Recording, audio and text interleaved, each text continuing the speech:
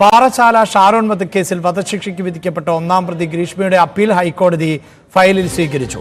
ഗ്രീഷ്മയുടെ അപ്പീലിൽ പ്രോസിക്യൂഷന് ഹൈക്കോടതിയുടെ നോട്ടീസ് അയച്ചിട്ടുണ്ട്. മൂന്നാം പ്രതി നിർമ്മലകുമാരൻ നായരുടെ ശിക്ഷാവിധി മരവിപ്പിച്ചു. നിർമ്മലകുമാരൻ നായർക്ക് ഹൈക്കോടതി ഡിവിഷൻ ബെഞ്ചിനെ അടക്കം സമീപിക്കാവുന്നതാണ്. ആജ്ഞ രവീന്ദ്രനാണ് വാർത്തയുടെ വിശദാംശങ്ങളുമായി ചേരുന്നത്. ആജ്ഞ, ഗ്രീഷ്മ ഹർജി നൽകിയത് ഫയലിൽ സ്വീകരിച്ചു, ഒപ്പം നിർമ്മലകുമാറിന്റെ ശിക്ഷ മരവിപ്പിച്ച് നിർത്തിയിരിക്കുന്നു. എന്താണ് വിവരങ്ങൾ?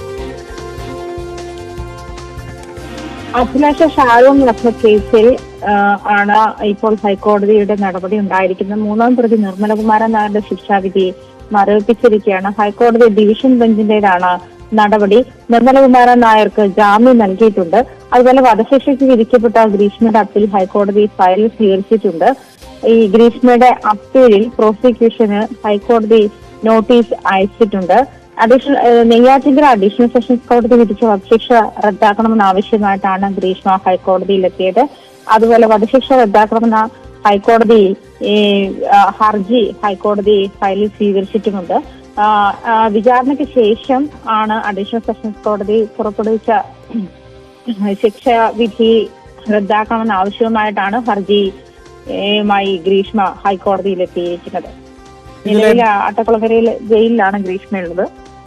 തീർച്ചയായും ആജ്ഞ സൂചിപ്പിക്കുന്ന പോലെ ഇതിലേറ്റവും പ്രധാനപ്പെട്ട ഒന്ന് ഈ ഹർജി ഫയലിൽ സ്വീകരിക്കുന്നു. ഇനിയിപ്പോൾ അതിന്മേൽ വാദം കേട്ട് മാത്രമേ ഒരു വിധി പ്രസ്താവം ഉണ്ടാവുകയുള്ളൂ. അതിന് സ്വാഭാവികമായ കാലതാമസം ഉണ്ടായേക്കാം. അതോടൊപ്പം ഇന്ന് തന്നെ, അതായത് ഈ നിർമ്മലകുമാരന്റെ ഹർജി പരിഗണിച്ച ഉടനെ തന്നെ ഇത് മരവിപ്പിക്കുന്ന ഒരു സാഹചര്യം കൂടി ഉണ്ടായിട്ടുണ്ടല്ലോ.